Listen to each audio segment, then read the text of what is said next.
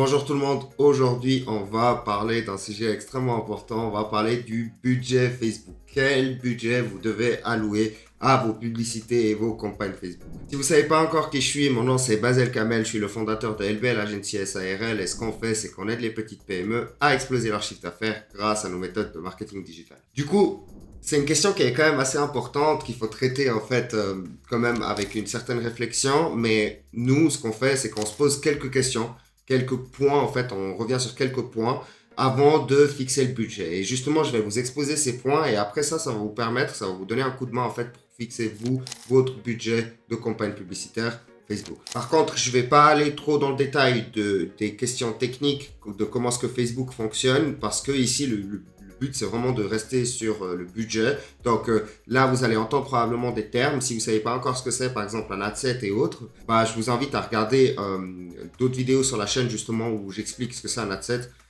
Parce que là, justement, je vais me concentrer sur le budget. Donc, la première question qu'on va se poser, donc en parlant d'adset, c'est combien d'adsets on va tester. Donc, comme je l'ai déjà expliqué plein de fois dans plein de vidéos, on a le niveau des campagnes et ensuite, en dessous des campagnes, en fait, vous allez donc lancer une campagne. En dessous des campagnes, vous allez avoir plusieurs adsets. Ces adsets, en fait, c'est un ensemble de publicités. D'accord? Et cet ensemble de publicités va avoir, par exemple, plusieurs images ou plusieurs vidéos, etc. Donc, combien d'adsets vous voulez tester? Ça, c'est la première question que vous devez vous poser. Et concrètement, en fait, c'est combien de pubs et combien de angles d'attaque publicitaire. Donc, un adset, normalement, c'est un angle d'attaque publicitaire. Je vais tester. D'accord? Plus vous allez tester, plus vous avez de probabilité d'avoir une publicité qui est gagnante et qui va vous rapporter un énorme ROI. Mais on ne va pas se mentir, au début, il y a une phase de testing qui va se faire. Et nous, ce qu'on conseille généralement pour les business locaux, c'est quand même 2-3 adsets minimum par jour qui tournent avec plusieurs publicités, donc plusieurs vidéos ou photos. Et ça va vous permettre en fait de récolter suffisamment de data pour savoir ce qui marche et ce qui ne marche pas. Donc voilà. Donc concrètement, la première chose à faire, c'est un adset, un angle d'attaque et du coup tester plusieurs adsets. Et nous, ce qu'on conseille au minimum, c'est 2 à 3 adsets. Donc concrètement, ça représente quoi comme budget? Donc là, je vous ai dit 2 à 3 adsets. En fait, un adset, vous mettez entre 10 à 20 euros par jour ou 20 francs par jour. Et du coup, ça représente pour chaque adset entre 300 à 600 euros par mois. D'accord? Donc du coup, si vous avez 3 adsets, on va tout simplement avoir 900 euros à la fin du mois. Un seul adset, généralement, je le déconseille parce que vous n'avez pas de quoi tester. Vous ne savez pas si ça marche ou si ça ne marche pas. Et donc du coup, vous risquez en fait de trop facilement prendre des décisions qui ne sont pas basées sur les données. Et s'il y a bien une chose que j'ai apprise avec toutes les campagnes publicitaires que j'ai faites, c'est qu'on prend des décisions sur les données et pas sur nos émotions. Maintenant, la deuxième question qui va se poser. Donc, vous allez tester justement vos pubs. Comment est-ce que finalement on va choisir les publicités qui vont continuer et quelles sont les publicités qu'on va couper? Donc, comment est-ce qu'on va finalement répartir le budget lorsqu'on a trouvé des publicités gagnantes? Donc là, c'est un petit peu plus délicat. Donc, ça va dépendre. C'est du cas par cas et du coup, il va falloir justement réfléchir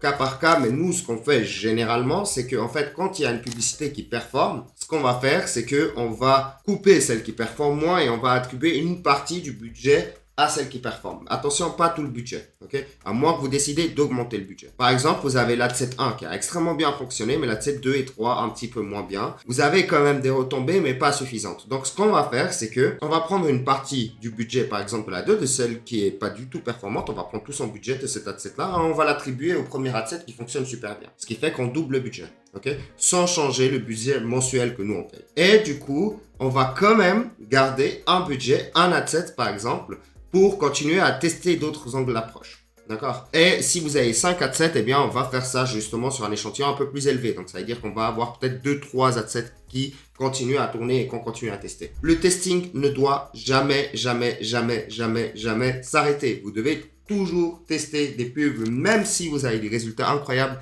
Toujours retester d'autres pubs parce que, comme toute chose, malheureusement, les publicités peuvent performer pendant une grande période et après, elles vont tout simplement s'écrouler parce que c'est la vie. Au bout d'un moment, ça a été utilisé et réutilisé et du coup, ça fait plus du tout le même effet. Donc, du coup, vous devez trouver d'autres approches.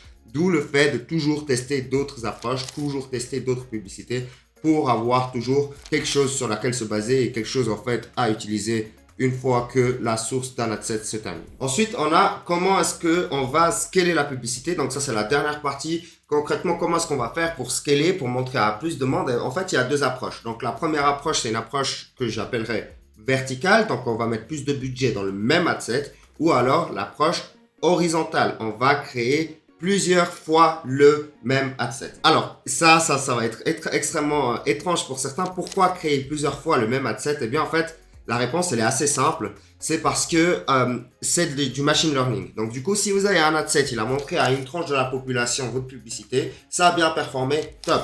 Mais concrètement, l'algorithme, donc l'algorithme, il est déjà en fait fonctionnel pour une tranche de la population, mais il n'a pas forcément testé toutes les tranches possibles et imaginables. Donc, ce qu'on peut faire, c'est reprendre une pub qui marche et le faire tester à nouveau, genre sans data, à un nouveau type de public, une nouvelle audience, sans même changer l'audience. Il va juste tester lui-même par lui-même une nouvelle audience et peut-être ça va mieux performer.